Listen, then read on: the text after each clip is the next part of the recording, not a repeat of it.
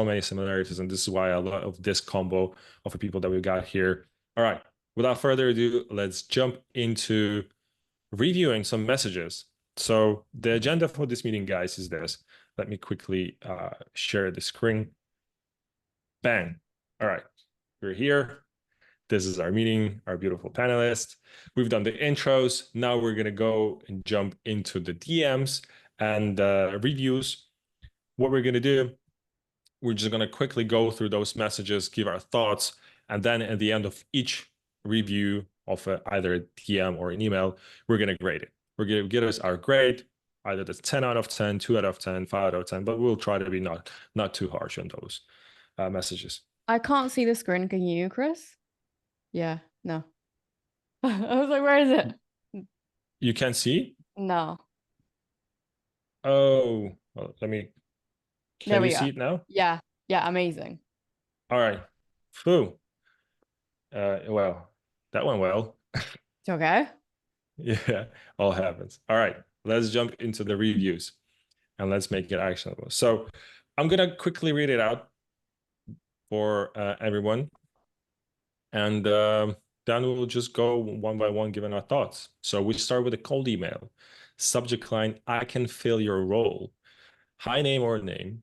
Having access to the talent pool, I can introduce you to the right candidate for your X hire, saving you time and effort. Through finding marketing X talent, I help clients such as TikTok, TripAdvisor, Charlotte, Tilbury scale. Would you be opposed to hiring via a recruiter? Regards, Colin. I guess I'd start with Chris on this one. Chris, what are your thoughts on if you were to get such a cold email? If I was to get such a cold email, I would see the first 5 words of the subject line and think this is a recruiter who wants to sell me something, right? I can fill your role. It's pitchy, it's pretty salesy straight off the bat, right? You're telling them the solution rather than the problem, and that's the issue with the subject line. Second parts are, this email goes straight into having access to talent pool. I can introduce you to this candidate. That's like your product, your service. You're introducing it too early in the relationship. We've got to remember this is cold. This is the first thing that they're reading. They're probably not going to want to read about your service or your solution at the top of that email. Then comes in with a story, which I think is actually probably in the right place just before the call to action. And the call to action, right, is would you be opposed to hiring via a recruiter? It's a yes or no. It's a closed question, so I like that. I think the top of the email is where it needs the most work. All right, and we need to focus on how can we make the top of the email really stand out and be immediately relevant to the person who opens it and starts to read it. Otherwise, they're just not going to read the story. They're never going to get to the CTA. Yeah, I agree with you here. Is that it's not a bad email. Like I've seen way a lot of emails that are worse, and this is a pretty good one. The problem that I'm having here is similar to yours. Is that I struggle to see that a lot of people will recognize this as a great cold email because not everybody will finish reading this email after the first couple of lines. Lara, I just wanted to ask you this thing, because being present on LinkedIn and having as big of a personal brand as you have, I'm sure you're getting so many cold DMs and a lot of things. And obviously, a lot of those DMs might be something like, hey, Lara, are you looking for a VA who, for me to help you comment, for me to help you do this, for me to do stuff like that? I'm sure you're getting those messages, because even me with my smaller following, I'm getting a lot of those. Just curious from your perspective, what are the messages that you got on LinkedIn that were so bad, or are do you see this as a typical message that you're getting on LinkedIn as well? Something like this happens quite a lot, but I've recently been getting a lot of messages with really poor English spelling. So it's like, hey, ma, please PL set. Please help me gets some jobs with you. So that has been the worst of the worst I've gotten lately. But these are, yeah, but the worst ones have been when the name is literally like that. Hi name, the hi company name. I would love to work in your in like paragraph in like thingies like industry, would love to support you with social proof, and people don't actually even bother to fill in those automations anymore. It's getting ridiculous. So it's a very cool reminder to me that people think that the industry is saturated, but it is saturated with really bad people that don't know what they're doing. And the amount of people that actually know how to deliver, like yourselves and even me, are like a very, very small percentage. So I love receiving them because it's just like a reminder of that. Just from my perspective, if I were to break into your inbox and I were to send something that with this kind of idea that, listen, I want to help you do something, what would I need to do to even convince that, listen, I'm worth of I'm worth of giving a shot? You don't start with a cold DM. The cold DM comes in the second interaction. I've hired about 5 people this year, and all of them created a piece of content prior to get my awareness, as in content. So my editor D was who edits all my YouTube videos. He published a video of his editing. And then afterwards, he was like, hey, Lara, I bought LinkedIn Premium just so I could send you this message. So here you can see a psychology. I don't know if he knew, but the psychology in that he's giving me a favor, and that is a law of social proof and reciprocity bias, where I already feel like I have to reply to that message. It didn't start with hi or like, can I help you, or I want something from you. It was like, here, I've done this for you. I also went a step further and bought this so I can reach you. Here it is for free. Let me know what you think. Now he's like a full-time employee with me. So it is amazing. That's a very good way to get people's attention. I agree with you here. The trend that I'm noticing right now is that if you are to break through all the noise that people are having in their LinkedIn inboxes or like email inboxes, you've got to take it to another level. And oftentimes, automation cannot allow you to do that.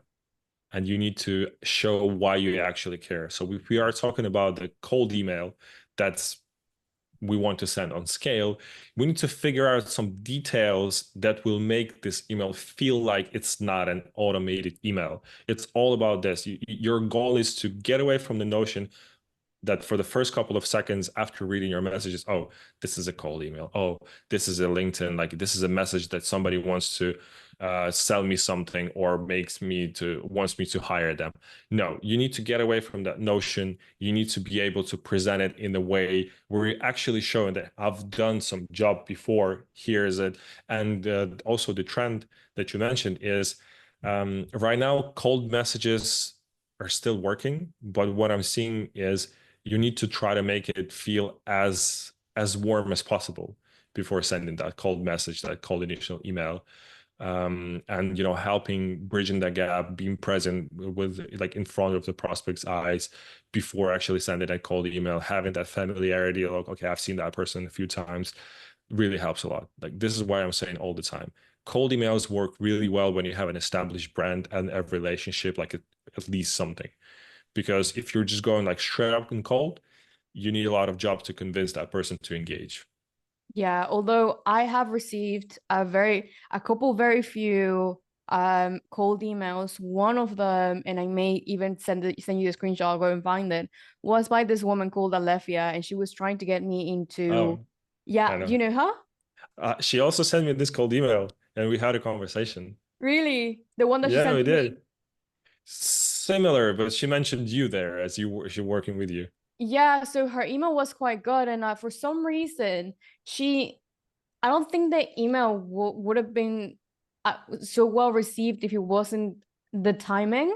So I don't know what you feel about timing when it comes to cold emailing, and obviously there's a time and a place for people when they need your service at like obviously there's customers who are like in awareness or like different stages of like how much they want the product, and I was already like in a desperation type of mode where I needed help. I was very aware that I needed help. I just didn't want to, I just didn't know who to purchase from. And she, that day, she delivered this email who was like, hey, I noticed that your stats were shit for your email delivery last time. Here's how I can fix them. She solved the problem. And I was like, okay, let's work together.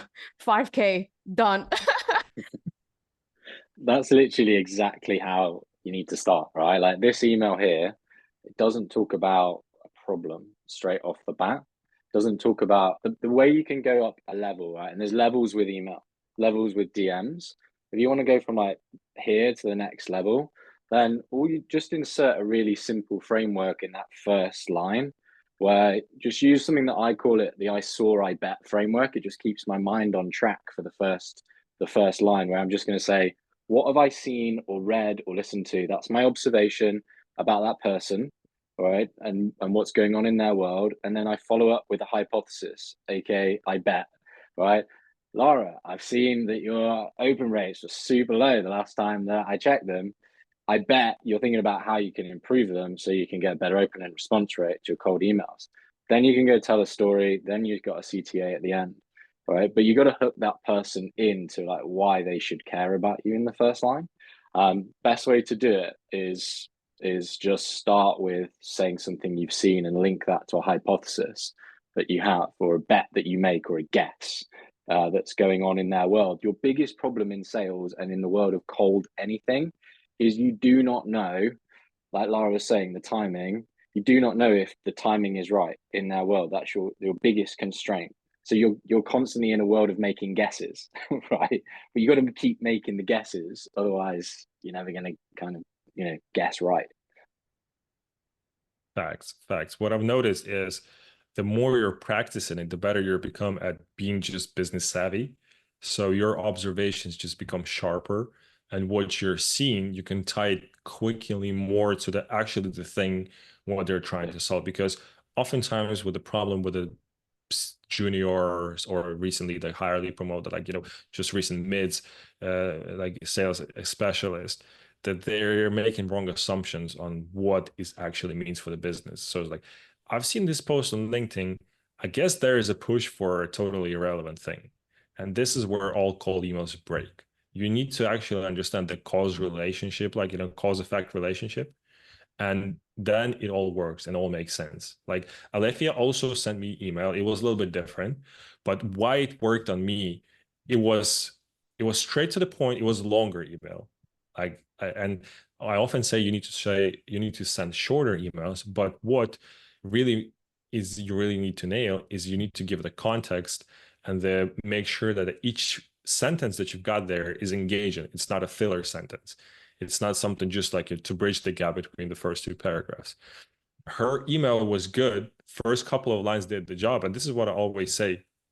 You don't need to spend hours of making sure your whole email is super well crisp, because yes, it's the perfect case scenario. You just need to make sure to hook the prospects. You just need to focus on the first line, making sure it really like grabs people's attention. The same as LinkedIn. When you post, the hook has to be great. The first couple of lines have to be engaging, and this the same applies to cold emails. All right, what would you give, like, let's give it a quick grade to this email, because we kind of have had our chat about that. And let's just go through the checklist and see what's the score of this email goes. No selling subject line. I don't think it hits that mark. It's you can see that this is a cold email, so I think it's a minus here. Email preview test. I'm not sure, as Chris said before. I'm not sure it's passing that. Front loaded first sentence. It's kind of 50-50 situation, but I would not also I would pass here. Relevant and personalized. Chris, what would you say on this one? Is it relevant at all? No, not really, right? Because someone's not. Yeah, I wouldn't say it's relevant just because they're not.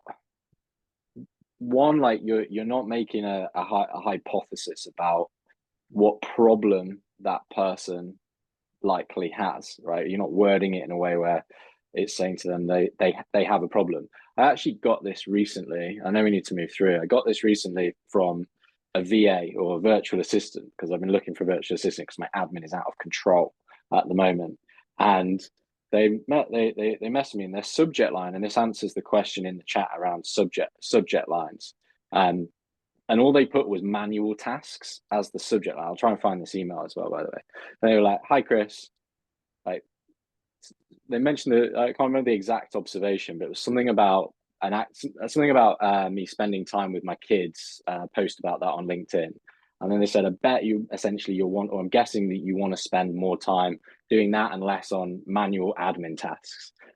Founders like you spend up to 10 hours a week, or I think it was 8 hours a week on manual admin tasks. I was like, well, yes, I do. And then they said, I've helped founders in the last 10 years reduce that and take all those tasks off their plate. Can we have a chat? That was the email. All right. But what I want to bring people's attention to, why that was relevant, was yes, the timing was right. It was a problem that I have. But the psychology behind it was, in the subject line, they hit manual tasks. The problem in the first line, they hit manual tasks. Then they told me a story about manual tasks. Repetition drives familiarity with the reader. So repeat the problem, and it'll make your email actually blow up with regards to how much they trust it, and therefore trust you and more likely to respond. I think it's close, Larry, to what I think you coined that term together with the admin, is that you got to hook people, then you got to challenge them, you got to hook them once again, kind of to really engage them. Yeah, I right? agree.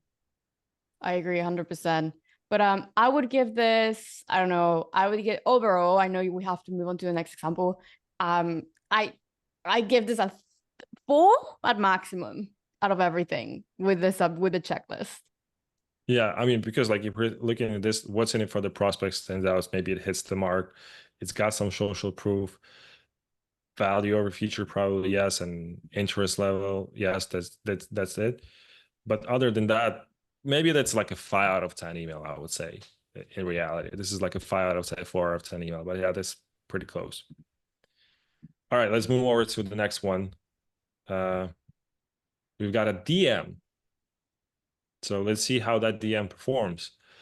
Hi. So hi name. This is like we're cutting out the names at first. So what you guys are seeing is just like a personalization field where you can insert names. So like hi name. So like hi Lara. Wonder if actuators R&D may be a relevant issue for your robot name. Okay. Interesting. Companies like A and B benefit from torque, density, and size. So their products have important thing one, important thing two. If this resonates, let's connect and discuss. Okay, guys. Also, one quick disclaimer. We're not really aware of what businesses you guys are actually selling. So we're missing that important bits of information sometimes to make sure to give you the fair assessment of this message.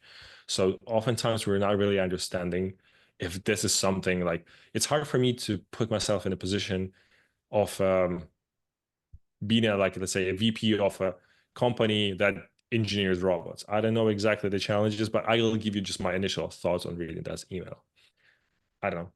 Chris, Lara, who wants to go first in that DM, just from from the top? Okay, I'll do it. Hi name. Wonder if actuators R&D may be relevant issue for your robot companies like A and B benefit for torque density. And okay, so again, I think it depends on the industry. Something I've noticed as a copywriter for a variety of industries is that what works in one industry doesn't work on the other one. So my style of writing works in the creative industry, but when it comes to professional services, they still really like long paragraphs.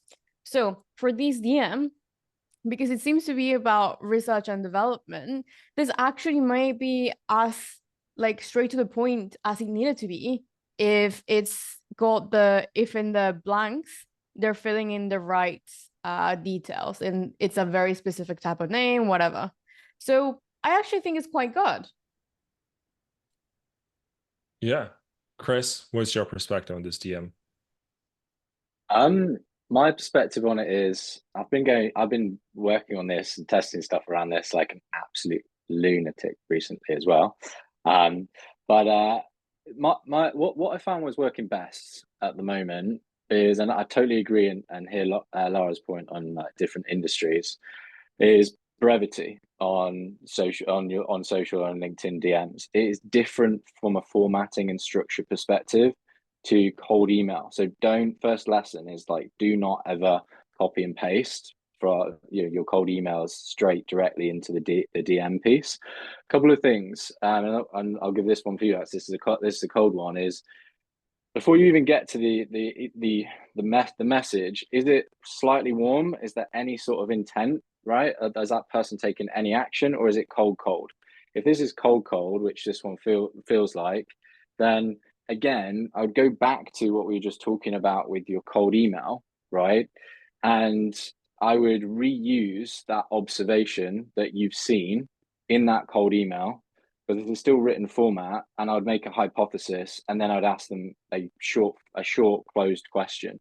So I wouldn't even include, companies like this have been working with us or etc. This is just the first message, right? As soon as someone clicks connect, the last thing that I think that they want to see is they want to see all the companies that you work with, or you pitching anything or mentioning your product. What they want is they just want to know that you know them a little bit and you understand that they've got a problem. All right. So one of the things that's been working really, really well for me, and how we could rewrite this potentially is go in with like your observation. So what have you seen? What's the problem that you think that person has? And then ask them for permission to ask them a couple of questions. Right. That's something that's been working really, really well from a cold perspective. It's almost like a permission-based opener on cold calls, but for cold DMs. Right. Yeah. I know it sounds, so many crossovers between all these channels, but that would be like the way I would approach that structure wise. And remember, folks, right, if you're writing a cold email and you're writing a cold DM to the same person, reuse the same observation and hypothesis. It saves a ton of research time, and it means you've got really valuable content, likely, right, with going via email and DMs at the same time. And that's like, again, goes back to that psychology piece of repetition. You're hitting them on multiple channels with the same high value message, and that person's going to be like, okay, they know me. I'm seeing this everywhere. It's kind of like social, right, where I didn't get to know Yuri and Lara from not seeing them a lots of repeated times. Then I trusted them. Same sort of concept for this. Yeah. Yeah, that will be my feedback. Is like, add a question at the end to initiate the conversation, and make it a closed question, just like you would, but just skip out the storytelling part and just tell them, I've seen this. I'm guessing you're struggling with that. Would I be able to ask you a couple of questions? Love it. What I'd add is this, just like I'll be also a little bit a data nerd when it comes to cold emails. Looking at data, the best emails are the ones that are having one call to action. The second best type of emails are the one that have no call to action at all. And the third best is basically two call to actions. So whenever you're thinking of asking people questions, just know this. If you want to ask too much, maybe it's even a better idea to not ask anything at all. But the best thing you can do is just ask quick one question, closed one, or like, fairly low lift question that's an open-ended question. But you got to think of it as something that you also kind of translate that experience to real life, because we're not robots that we live another life and then we come to work, we just switch our total minds and then, okay, this is how we write emails. How are you sending text to your friends? Obviously, you're not going to be able to use the same exact language, but just structures. Are you using like a bunch of text, like, hundreds of words per each sentence, or where you want to start conversation? You just want to quickly get, hey, I'm at this town. Are you up? Let's meet. That's it. Like you've got to approach it from this perspective. Also, what psychology and science says is when you're overcomplicating stuff, the same goes on LinkedIn when you post. Like when you're throwing too much information in a text written post, one or not, our brain is not going to dissect it. It's just going to pick up a few ideas, and that's it. So this is the beauty of writing like a shorter message, because just make sure that person grabs the idea. Okay, what's in it for me here? What do you want? And that's it. The same, like, and now I'll go a little bit to a different angle. the problem that I'm seeing with too short messages is people leaving out important bits and pieces of a context. They like when people try to make it short, they're like, "Hey, saw this, let's meet." Why would I want to meet with you? What do I get from this? What do you want to ask me? Like people sometimes go too quick to that low, like higher asking thing. They want to give your time. They want to get your time, which is the most important thing that you have, and that's not a good move.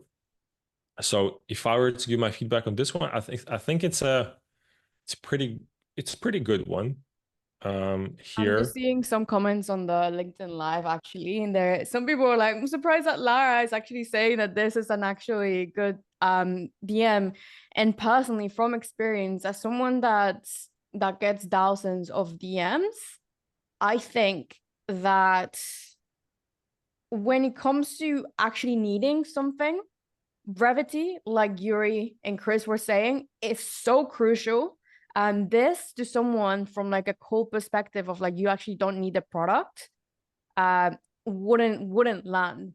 But if it's like actually very researched and targeted towards someone that actually needs a product immediately, then it is, because it's like, wonder if our service that is solving your problem may help you. Here's some social proof and benefit. Let's connect. It's worked for me, so I personally couldn't say no, it wouldn't work, because I've been there 3 times this month. Yeah, I mean, well, there was also one question on LinkedIn. What did Alethea say in her email? We were curious. Uh, uh, uh, Lara, is that only me or? Oh, can I show Yeah. can I share my screen? Because I pulled it up. Okay. Well, if Alethea has nothing against that, sure. Yeah. I mean, I can read it out, but I don't think she would. I mean, she did send it to me, so I don't think so. Okay, I'm gonna be quick because I know you wanna. No, no So, worries. where is it? Here. This is the email, and the headline was about your February cohort. It's like, hey Lara, I wrote a pitch in September, but I never sent it. So here she's using emotion already. She told me a story. Okay, very good. Because I do that in my copywriting. And then, but yesterday, after seeing your 6% click-through rate, I thought I'd love to reach out and ask if you'd be open to revamping your entire launch funnel for your February cohort. So the reason why this caught my eye, I've been getting so many of these before, by the way. Like this is not the first, it's not gonna be the last email. But the proof that she sends and the fact that it was on the screen for me, I don't know how she did that. I was like, okay, she already knows how to put an image in the email itself. I'm amazed because I can't do that. So she showed me her scale, whether that's too advanced or no, I don't know. I can't do it. And she showed me some data. I still don't know what the data is or where it came from, but I was like, that's cool. I didn't read the rest, to be honest. I was like, sure, because I liked it. Just this figure sold me. I didn't need anything else. So yeah, that was her email. No, there's Chris. You want to say something? I'm just saying, can you introduce me to Alethea, please? I've got a boot camp in October. Yeah, See, you guys. Just one cold email got 2 business deals closed.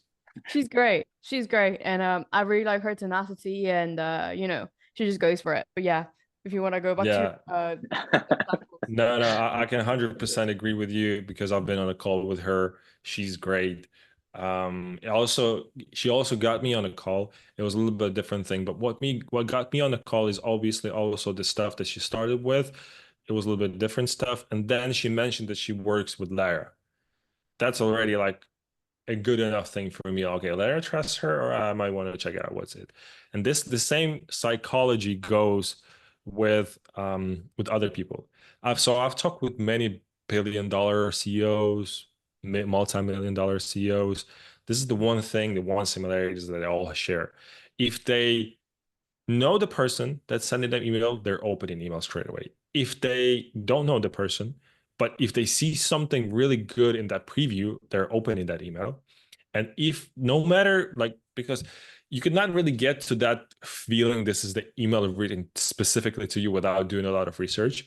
But always the emails that get a lot of responses are the ones that are feeling like, okay, this is what you're experiencing right now.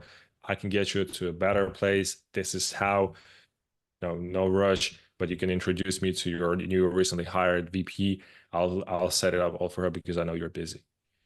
So it's all about taking it to the next level. So the same goes with the clients that I'm working with. A lot of times they just start like, Yuri, we have this campaign, we have 1,000 leads, we need to quickly send it.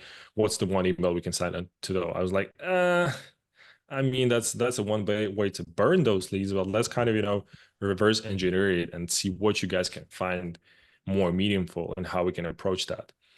So if you guys have one thing here, just understand this. It's all about relevancy and making sure that you're actually solving something meaningful to that specific person. And the way to get to that is by doing your research. And maybe the better idea would be not just, pumping out like the numbers, but just scaling out a bit. Okay. Yeah, as always, we're running out of time. But quick score to this DM. No, is it front loaded? Could be front loaded, 50-50 research. I don't know if that's also a research. What's in it? Yeah, it stands out. I don't know if it's relevant. It's also hard to say. You've got the social proof. You've got, well, also you can say value over features. It doesn't have a CTA. And read out loud test. Basically, the read out loud test is what I always recommend to people. After you're done writing the message, just read it out loud. Can you finish reading this email without being out of breath? Can you actually see if this is something that you would say in real life? So if I were to meet Lara in a Starbucks line, would I just go like, "Hey, Lara, I wonder if aggregators in R&D might be a relevant issue." Like, would I say that to her or not? That's also super important. And also, what I oftentimes feel is super underrated is just instead of sending text, just record from your like phone app on LinkedIn, record that audio or video and just like send it like straight up to them. Don't send it as like an external service where it asks you like, hey, this is the link, click on that link. And then it asks you once again, do you want to click on that link? So it creates a lot of friction points. Just send it inside LinkedIn, inside app.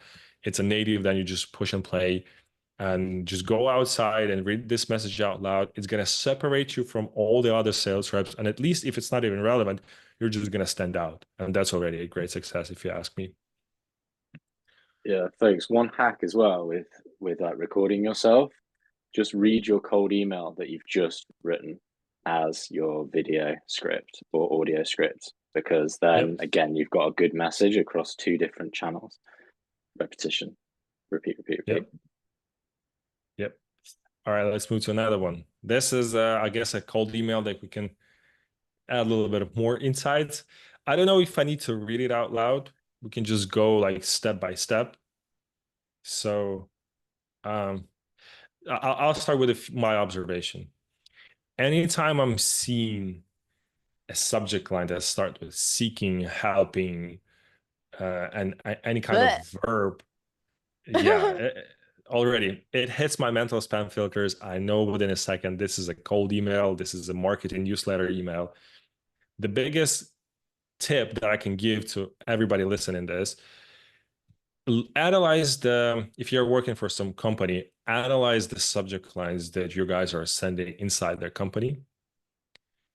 Try to analyze, maybe you've got some examples of other people so you have like a colleague who's working in another company. Just ask that person like, hey, what are the subject lines you guys are sending inside your company? Like, analyze the patterns out there. And usually what you'll see is this: there are no verbs, they're pretty boring, and they sound like Chris said in the beginning, manual tasks, like advisors, or like, Chris's team advisor. They all sound pretty boring, pretty short, and they just tease what it's all about without saying like 10x your results, get better at this by July. It's not how internal subject line sounds. So this is the test that I always recommend. Now, if Chris, Lara, if you want to give your thoughts at this thing, the floor is yours. You go fast, Chris. It's really long. It's too long for me. So yeah, that's like my first observation. It's super long. Try and brevity wins. If you wanna speak to executives or senior people when you're messaging them, go to a website called techemails.com. Just subscribe, and what you'll get access to, you'll see how people like Mark Zuckerberg, Bill Gates, etc., actually converse with each other. And what you'll notice is the difference between their language to each other and how they speak. Right, at executive level, it's super short, it's super brief, right, and it's straight to the point. And then how we feel like we need to speak to people, and whoever's written this, right, is we're probably in that mindset where we feel like we have to be super, super, super formal and long-winded to get our point across. And just go to that website and have a look at some of those emails. I think it'll give you a really good idea of how execs actually speak to each other. But actually, like from a structure perspective, okay, like we're trying to get the like I guess like the relevancy and the top of it. You then obviously tell a story. It's just quite long-winded, and then does this sound like something your team will be interested in exploring? This bit is what I want to focus on. I'll let Lara do the other bit. Is the end of the email is what I want to give you feedback on. Is that does this sound like something your team will be interested in exploring? So that is a closed question. Good. I like the fact that it's a closed question. But what a lot of people then go on to do is we then go and kind of blab a little bit afterwards. The biggest tip I want to give you on this email, right, and I'll let Lara do the rest, is remove everything after the does this sound like question. Just leave it at the question, and then kindly Yuri or whoever wrote this email, right? I know the name's been taken off.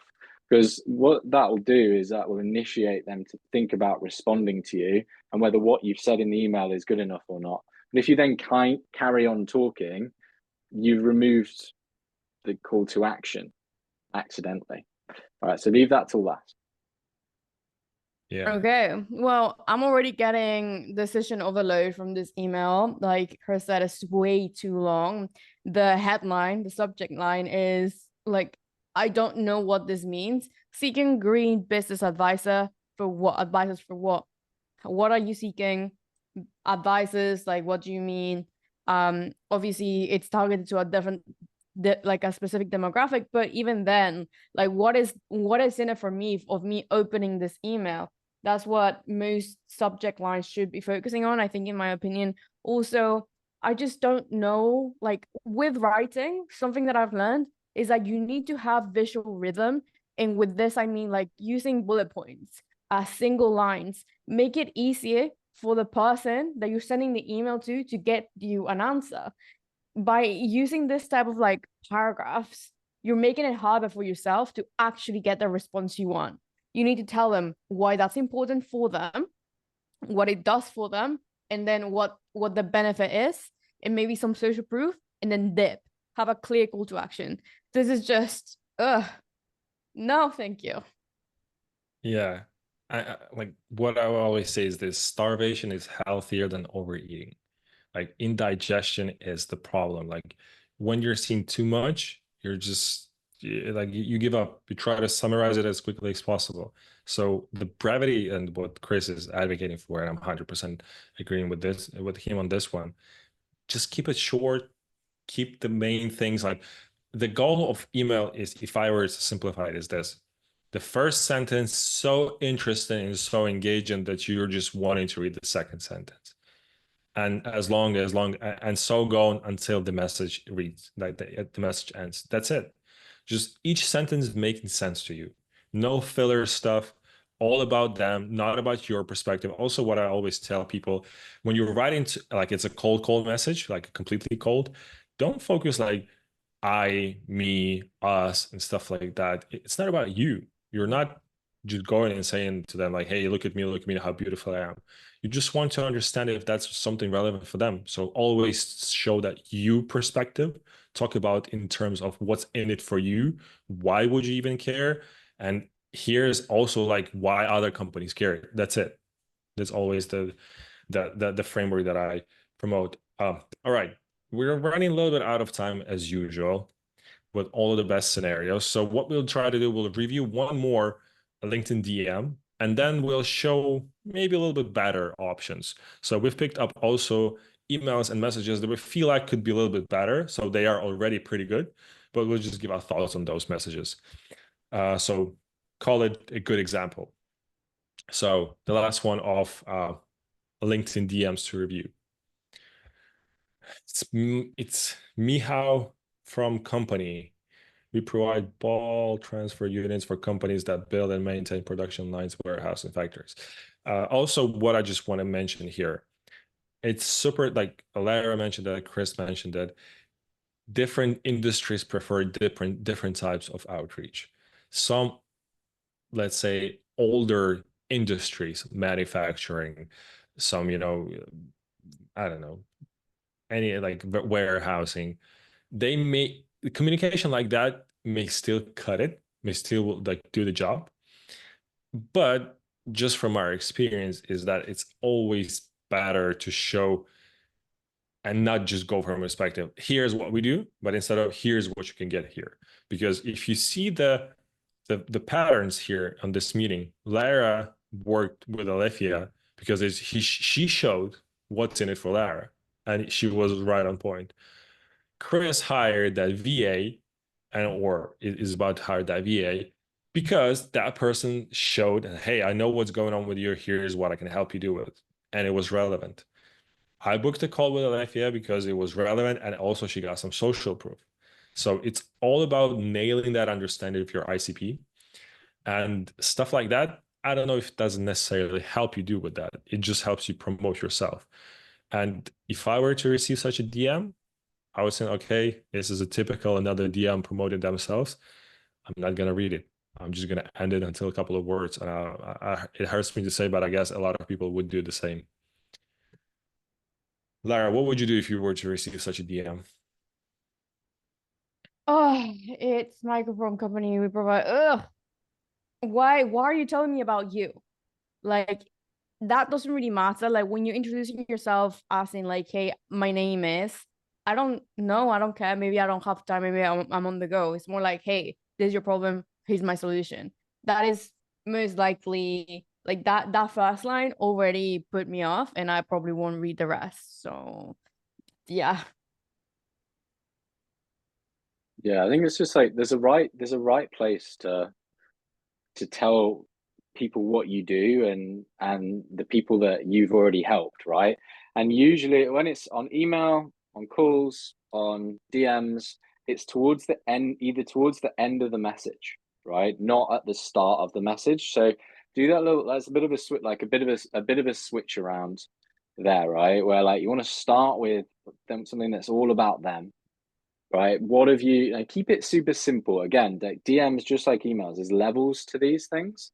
If you're at level, I'd say like 1, where you're pitching up front and talking about you and your service and how amazing it is, the way to get to level 2 is just what I was saying before, right? Just insert a very simple, this is what I've seen is going on in your world. All right, like take Lara's example, right? Lara, I saw you got a 6% click-through rate on your last campaign. Bet for your February cohort, you're thinking about getting that up to maybe 10%. Laura's probably thinking, yeah, I would like 10%. 10% would be pretty good, right?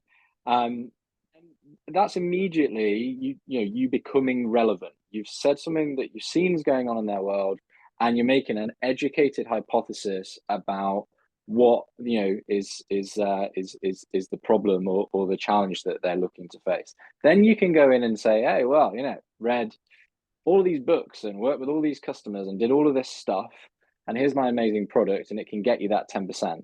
Here's an example of a result where I got that for Yuri. All right, worth a chat. But it's just the start bit, right? As sellers, and most people on this will be sellers because it's going to be cold, or a lot of people will be sellers. I'm guessing, maybe I'm biased because I'm a seller, but sorry if you're not. But the point being is like we always want to just say our stuff, and we need to talk about their stuff first. Like that is literally the give take relationship that we need to start with. We need to start by giving them something, right? And the stuff that we're giving them is a relevant message about a problem we believe they have. That's our give. right? Our take is maybe some of their time on a conversation to chat about it, or them to visit our website, or them to jump on an event, or whatever it is. So you got to give them something before, and the give is not more information about your product or service. Facts. Just one funny comment. Guys, gotta jump really usefully. Only one thing I'll say, 10-minute intro was not needed. I guess the same learning as email. It's not about you guys. So, I had a laugh about that. That was funny. But yeah, listen, we're approaching the end of this webinar, of this live. So we're gonna go and jump and quickly review maybe a little bit better messages, just to show you, like, instead of us just roasting and telling what we will do different, we'll just show a little bit better examples. And if you have any questions that you want to ask us specifically, we'll try to answer those. But we're always late. Yeah, good examples, maybe a little bit better examples. So I'll read this out loud because this is what I got. The reason why it stood out to me is like, hey, guys, you're offering US dollars as a payment method, but you're only getting 400,000 views. Like, you're getting 400,000 views, but only 30% are coming from the US. You might be wasting another 280K. Why this one stood out to me is also the concept that not a lot of people are exploiting well, and it's called cost of inaction. Like, when you're trying, like, it's a similar concept to like a FOMO, but you're just pointing out to people that, hey, this is my observation, this is what I've noticed, you may be missing out on this thing. And the reality is they probably know about that, and maybe they have tried to approach it and it was just too hard, or maybe it's still on their to-do list because the roadmap is too big and they have a lot of other things, but they are aware of this problem. And always, when you're reaching out to like a manager, C-level, don't educate them about the problem or how to solve that problem. They know, probably they know, they've been in that position for some time.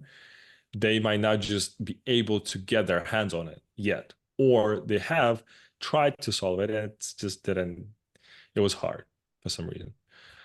So this is the message that stood out to me. Um, so I don't know, just maybe your thoughts, quick thoughts, Chris, Lara. Yeah, I like this sort of technique where essentially, like, emotionally you're bringing the person down because you're reminding them of something that's a bit painful that they haven't got to yet. Like, we all hate that, on your to-do list where you've got a big to-do list. You're like, oh God, just get that out of my brain.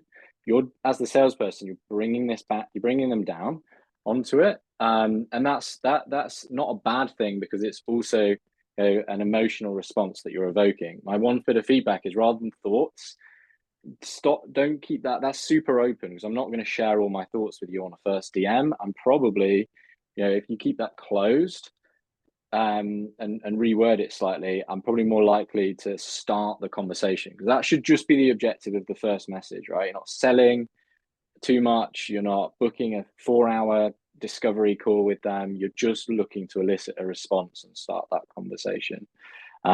Maybe, is this something you're looking at the moment? It's a yes or no. Yes, okay. And then you can ask a couple of questions around it. Yeah. Lara, your I perspective, or get same with Chris. I like the whole, I like how short it is. I like the pain point, but the thoughts bit is also very vague. I don't like it. I like a clear call to action. Give me something to do or respond. Everything else is perfect. Just could have ended up with a bang. Like, if you want help with this, let's hop on a call. How is Wednesday tomorrow? That could have been a lot better, but everything else is fine. I think the hook could have been a little bit better, but overall, this is an 8 out of 10 for me. Yep. And then maybe also, this is a TM LinkedIn. Last one. Let's do this one. I'll just give my perspective. So also, Woodpecker slipped in G2 rankings by 3 positions, according to our friends in Gartner. 95% of B2B software buyers use review sites in their decision-making process. They usually go with top 5 tools. Out of curiosity, has the pipeline been hard for the team to generate or convert recently? So what this this is obviously an email sent from G2, but I just wanted to point out this thing. If you can, always use some observations, and then if you want, you can back it up by stats that are well-known companies are showing, like the importance of that, or maybe by the case studies of your clients that had experienced the same situation and what they did to fix it. And obviously, why it worked for us is for that specific time. There was an email that I received like 7 or 8 months ago. We observed a slight dip in the pipeline for that month, and then we kind of bounced back once again. But that was a super relevant email for me specifically in that time, and that's why it worked. And I guess if we were to sum it up, always be relevant in your emails. Try to be relevant, and that will do the job. Chris, any last thought on this TM? Woodpecker slipped 3 positions. Oh, I'm feeling bad already. According to our friends at Gartner, 95% of B2B that's for user review sites. They usually go to the top 5 tools. Out of curiosity, it's pipeline been hard for the team to generate. I'll convert. I really like this because you're saying I've seen this at face value. This is what I've seen. You'll then say the challenge is, and then you're pretty much making like you're giving them some information. They usually go with the top 5 tools. All right, that's a fact. It's kind of like an impact statement, pretty much, right? Where you like almost feel a little bit bad if you're not in the top 5. What's that going to do for me? It's going to like make me lose something. And then it's a gentle CTA, right? But it's still a closed question. So this is my favorite of the lot by a good long way. You could, I think, make it even maybe slightly better, where you're saying Woodpecker's dropped by 3 positions, and then you make a guess on that, or a bet, or I reckon something on the back of it. But otherwise, I think it's really, really good. I like the fact you go up a notch with that 3rd sentence. They usually go with the top 5 tools. That's like the emotional, oh shit, if I'm not in the top 5, I'm screwed. Yeah. One bit that we haven't mentioned a lot in this one is the emotions, and how important are those. I once sent a message with our client. They were reaching out to engineers who were always looking to innovate, but the procurement and the legal team were always cutting off like their ideas because they had to be within the budget. And basically the way we started email was like, we just like, I'm not going to read it word for word, but the idea was this: like, don't you hate it when you have this idea how to, like, make a better cable, just for procurement team to kill that off completely? That was super relevant and an emotional kind of way to start that message with them. It was a super quick liner, like, just one 2-liner DM. It was like, hey, got a few ideas how you can innovate and stay within the budget. Yeah, agreed. I've got to drop, folks. Yeah, same. But I'll respect his time. I respect everyone's time. Listen, I appreciate everyone hopping for this call. Lara, Chris, your insights were super valuable. A lot of people mentioned that it's super valuable event. We're gonna then post it and leave it on LinkedIn. Obviously, cut it up and specifically, but so people can access it in some time and see the value out of it.